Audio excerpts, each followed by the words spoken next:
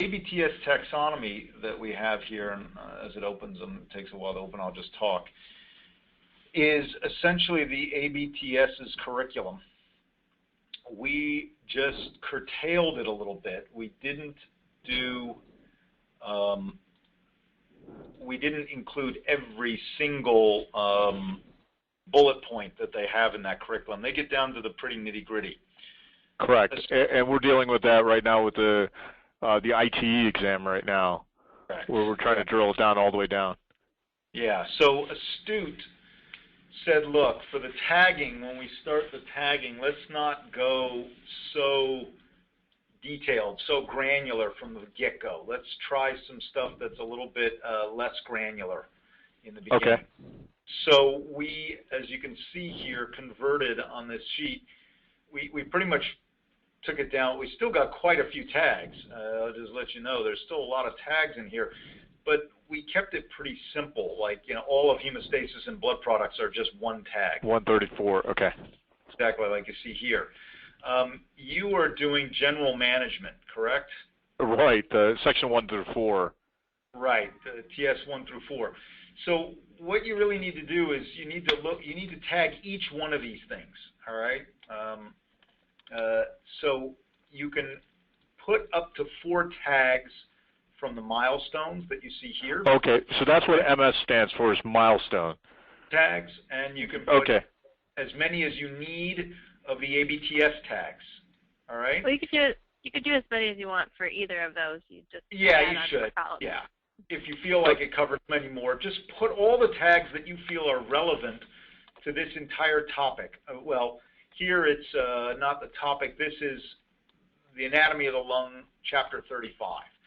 So you would come in here, and it's probably going to be under general. Well, that's the biggest issue, is the tags for this first section. Right. Are, you know, everything will go into that 111.1 thorax anatomy. Right. Is that enough? I mean, it's just, I mean, it's a very, because my section is the very vague introductory stuff that doesn't really align itself well with things like milestones and everything like that. It's supposed to be the introductory components that people need to go on to the subsequent sections. Correct. That's fine. Do that. That's fine. The beauty here is you're also going to tag the questions, all right, that are in your section, all right? And there's a lot of them, unfortunately, in your section. Right. But you're going to put tags on the questions as well. And so if there's a purely anatomy question, then that will link to that content right here. But preoperative assessment will be a different one, right? I mean, that's going to go somewhere different. I can't Physiology. remember. I mean, the problem with this is, I mean, I can try it. I mean, I'll do it, obviously, Ara, but it's vague. It doesn't really, I mean, and there could be, you'll have 3 different people look at the same thing, and 3 different answers will come out because it's vague. It doesn't really align itself well. I know that, but we have to start somewhere. Okay. And so now some of the categories, obviously, you got stuck with the general one, which is the hardest one by a long shot, because it is just so vague and it is just all over the place. I don't know why I'm staring at the phone while I'm talking to you as if you're in there. So it's not like I'm not staring at the screen. Sorry. Yeah, I just found myself like staring over here at the phone like you're sitting right there, but it's weird. So, but yeah, just do your best. I mean, and don't worry about the fact that it'll be misjudged by somebody else. That's fine. You know, we just have to have a starting point at this point. And then Lauren was mentioning, because of the thing I was struggling also with was like kind of the purpose of this. And Lauren was mentioning prior to you joining, Ara, that one of the goals of this is just to help program directors figure out kind of like reports for milestone reporting and things like that with this, correct? Well, and it's also a way that we can do reporting for the trainees so they know, look, you just took a quiz, and the tags where you uniformly did poorly have to do with anatomy, all right? So that we can give a report to the trainee that says, yeah, you're not doing well in this area, or you haven't answered a lot of questions in this area of the ABTS curriculum, or you haven't opened a lot of the content that's relevant to this area. The idea is to link together the content, the questions, and the reporting all using a uniform tagging scheme. So say that again. So the questions, the reporting, and Questions, what else? Contents, and the reports that a Contents. student Okay. generate. Yeah, so the idea would be is if you take the quiz, or let's say, because you're going to have the ability as a user on our new site to create your own quizzes. So you could go in and say, I really, I'm a new resident, I just joined, I want to take a quiz on core basic knowledge, all right?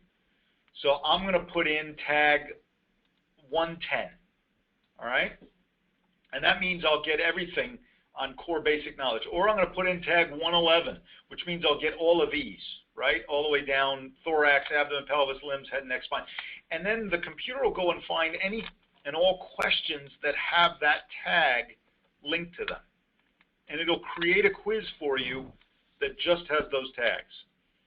Similarly, you can say, I want to do a little reading on something that has to do with anatomy. Well, now it'll go fish out any of the content that has a tag that makes it relevant to anatomy. Essentially, it's like mesh headings, like in a literature search. And it allows the user to search through the content. In addition, later editions of this system, when you take that quiz that you just self-generated, let's say you say, I want everything to do with lung cancer, all right? So you go down here as a user and you say, where is that?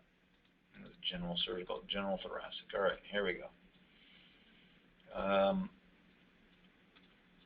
Let's say you say, give me anything that has disorders of chest wall. All right, 340.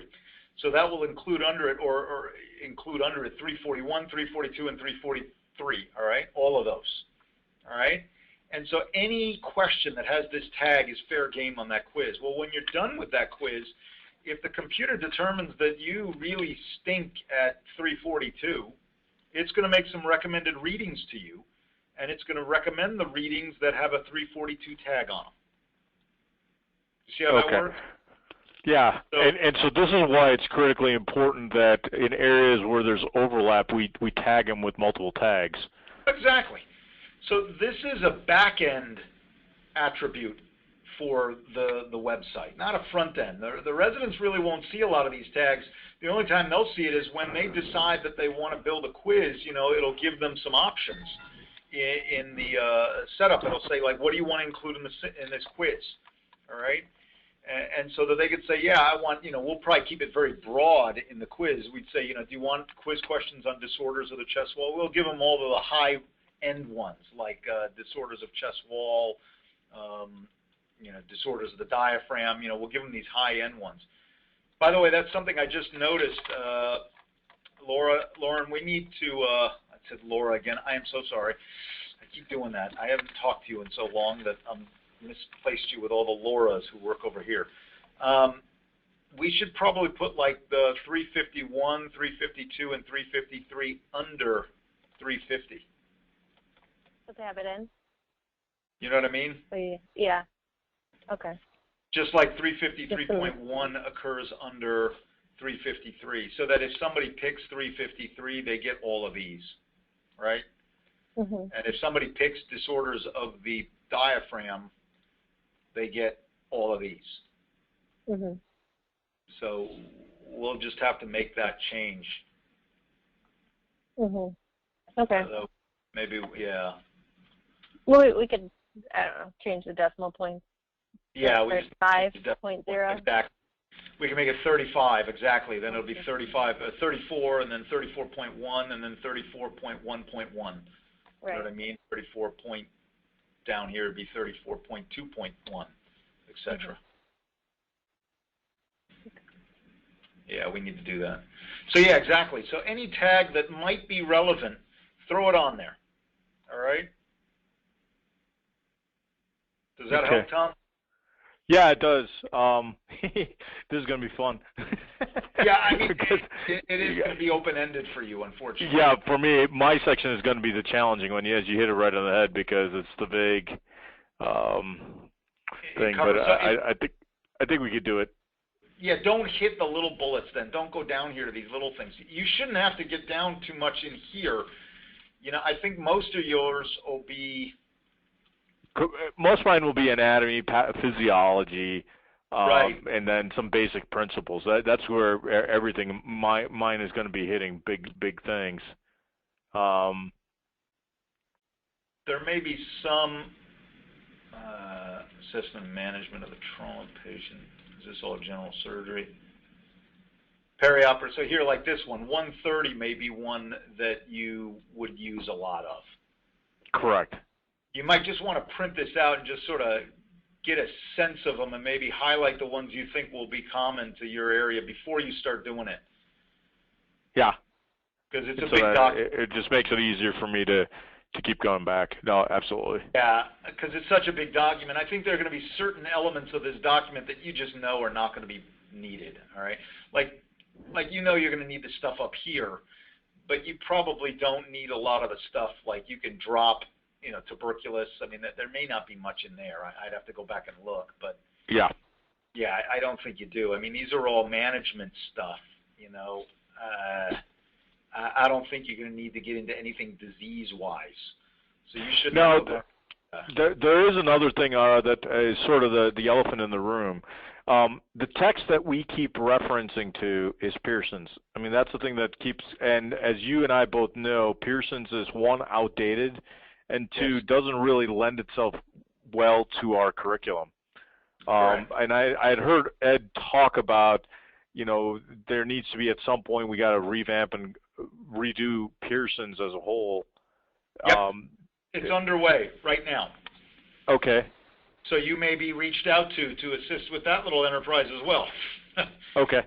Yeah, because I noticed that especially for like this first section, like if you look at, you know, chapter 12 is the critical care of the thoracic surgical. That chapter is so vague and so broad, it's unbelievable, to say the least. And you know, it doesn't really lend itself to any of our modules per se. I mean, we just stuck it there because that's all. That was the thing that came closest to it in that textbook. Right. And the other idea that Ed had about, you know, the emergency management of a patient. Personally, I think that you could almost spin out emergency management of a patient as a completely separate section. You know, these are the core principles. These are the various topics. Now let's talk about, you know, managing emergency situations. We don't have that right now in our thoracic surgical curriculum, nor does any textbook really address emergencies as a completely separate category, but maybe one worth thinking about as well. Absolutely. I mean, we're going to want to add other chapters and topics as we go along. But we're using the ABTS as a guide to a starting point. And so the curriculum right now completely mirrors what the ABTS is telling everybody to learn. Okay. So this is, you know, all that, you know, if you notice, all the titles to the topics that we have mirror these. I mean, we took the title straight out of the ABTS. I mean, when you go in there, this is TS, you know, for neoplasms of the lung, right, is TS 05 through 10, right here. Lung disorders. We separated it into neoplasm of the lung, and then the next one is benign lung conditions. And then we just moved lung transplant and stuck it up with cardiopulmonary failure, you know, in a later section. But we copied and pasted essentially all of this stuff. Okay. So here, actually, yours, this probably, so you can see here. Yeah, it goes right from there, yep. Yeah, I think you can just take it straight from here. Clinical knowledge, and here you go, early and late complications of thoracic incisions and abdominal incisions. So in terms of your question about a textbook, so Gail Darling has been granted the honor of redoing Pearson's, but we're doing it as a wiki textbook. Oh, really? You're taking it completely offline. We bought it and we own it. So Ed bought it, so we own the rights to Pearson's. We also own the rights to Grillo. So Doug Mathieson and his group is going to redo Grillo in the same vein. And so of the many jobs Lauren has, one is to set up an outline of all the thoracic surgical topics and all the objectives covered therein. And from that, we're going to devise titles of chapters. and then they will take the chapters that, parallel those new chapters we want to name and cannibalize from Pearson's and identify authors and start a whole new textbook. Now, a lot of them will be able to cut and paste stuff and use the images from Pearson's, but obviously a lot of other chapters are going to have to be completely updated. Well, then, of course, then if it's online and if it's a wiki version, then the question comes as videos. We can do that as well, correct. Because that'll be the one that the learners will want. If they're going to go online, they'll want interactive videos and things like that. So. But the beauty of a wiki platform is that if we decide, right now I just want to get a textbook out there, one that exactly parallels the curriculum, so that we won't have to pick and choose chapters and squeeze them in because they look like they might cover the material. We will have a chapter written that exactly addresses the topic in the curriculum. Okay, that makes sense. And it'll be a wiki chapter, so as new updates come online, we can update the chapter. We don't have to put out an entirely new edition for the entire stinking book, right? Right. Mm-hmm. We can have scheduled evaluations of each chapter, all right? And say, like, it's been 2 years since we looked at the lung cancer stage 1 section. Is there anything new? We'll talk to the editor of that section. We'll talk to the editor and say, yeah, there's been a couple of new publications. We probably should revise, paragraph 7. Well, you can do that right then. And the other benefit of a wiki is we don't have to do that ourselves. We can have a chat page, and people can say, hey, there was a recent publication that just came out in Lancet on this. Should we update this chapter? Now, we won't give... Go ahead. So the only downside would be, maybe that's just our generation. Do you think there'll be any learners around there who still want something in print copy in hand to study, or probably not? Yes, and the key here is we want a wiki system that will allow us to do micro-publishing. Okay. Yeah, that makes sense. Then publish a textbook for your residents that's entirely aligned with the manner in which you do your weekly didactic, lessons. Because not everybody does it in the exact same order that the TSDA spits it out. Right. So what if you said, look, when you're rotating on the thoracic rotation, you're going to read my customized thoracic textbook that I created from the wiki textbook nationally. Yeah. You can pick and choose which sections you want. You publish it out. It costs like 1/5 to 1/8 the cost of a published textbook. Right. And then you could give that, that's a great idea, by rotation. Right. So then you can just publish them and print them for your residents and say, here, this is what you're going to learn for the 3 months you're on my service. Read this. All right? And then when they go to the heart failure service, you give them a heart failure book. But it's exactly what you want. And guess what? If there's additional things that you want to put in there, we're looking at ways to do that too. Let's say there's a couple of articles that you really want them to read. Classic articles that happen to be written by Tom Varghese, right? That can go in the book too. Yeah. Okay. So this is the 5-year, 10-year dream, right? No, I think it makes all the sense in the world. It's great. I was just curious about Pearson. No, that's great. If Gail's heading that project. Gail's heading that. We wanted to give it to a Toronto person since it was Pearson's book, obviously Griff's, and Gail volunteered, kind of. Sure. Kind of. No, it makes sense. Absolutely, it needs to come from Toronto, and it needs to be from there. But absolutely, I think that there'll be opportunities also to spearhead a couple things underneath it as well. So. Well, and then the other thing that we're going to do so that Pearson still has an identity is they are going to make chapters for each one of the topics, correct? But we're going to impress upon them that those chapters need to cover the basic material, the stuff you need to know as a trainee to be competent in that area. They don't need to go into the incredibly minutiae, detail.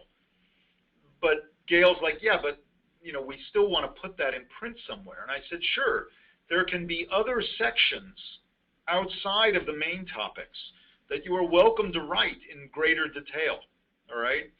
And so the Pearson's textbook can be much larger than what is allocated to the topics in the thoracic surgery curriculum.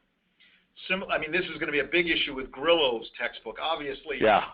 you don't need to memorize Grillo's textbook to be a competent thoracic surgeon. But we don't want to dismiss all those wonderful sections. So Doug is going to create chapters that will exist outside of it. They'll be linked to the main chapters because it's a wiki model, right? So there'll be the little blue word that says, you know, if you want to learn about how to do a suprahyoid release, you click there, it takes you to the section on suprahyoid release, you know, and all the issues about it. All you need to know is... No, the interesting thing with Doug's, that thing is, you know, as you know, the Mass General Group just put out a textbook, or is in the process of releasing a textbook this year, which I don't know how it plays into, you know, how it competes with Grillo or not, but it'll be kind of interesting to see. He's heavily involved, and he didn't seem to have a problem with taking this on. I mean, when we pitched it to him a couple of weeks ago. Sure. That's good. So I don't think there's going to be a lot of overlap between those two. They're excited to see Grillo's text remain viable and you know, of value to trainees. So I think they see it as an opportunity for them because the editor doesn't seem to be interested in redoing it. Yeah, that makes sense. Well, perfect. Well, I don't want to take up too much of your time. I know that our allocated time is coming to an end. A couple of questions for you. In terms of do you guys have a deadline for this tagging process? And the reason why I'm asking is I'm knee-deep right now in terms of finalizing the questions for this year's ITE exam. I'm in charge again of the general thoracic section, right. Which I'm hoping to finish, I'm hoping by the end of this weekend. Which will then end up allowing me to possibly start working on this. I'm hoping by next week. Would it be okay if I give this to you, targeting like the third week of September, or is that too far along? You know, Tom, I think we all recognize that we're asking a lot out of everybody. So if you can get it to us by the third week of September, and that's a hard date, we would love that. Okay. So Lauren, you're still on the line, right? Yeah, I'm here. Yeah, could you end up sending me like a reminder at the beginning of the second week of September? I mean, I should have gotten started at least by then, but at least if you could send me a reminder, and then let me just pull up a calendar here somewhere. And if we do, oh great. September. If I go end of if you can, so that the deadline would be I get this to you by September 20th. Okay. So if you could send me a reminder, let's say on September 13th, just giving me a reminder, say, hey, looking forward to getting this from you by September 20th. That'd be a great thing. Cool. I'll send it to you on the 11th. The 13th is fine. Or 11th, yeah, 11th, Friday the 11th is fine. Yeah, that's even better. And then that way and so hopefully by the end of business on September 20th, I'll have this back to you guys. And then, of course, for you, apologies ahead of time if I give you something and then everybody else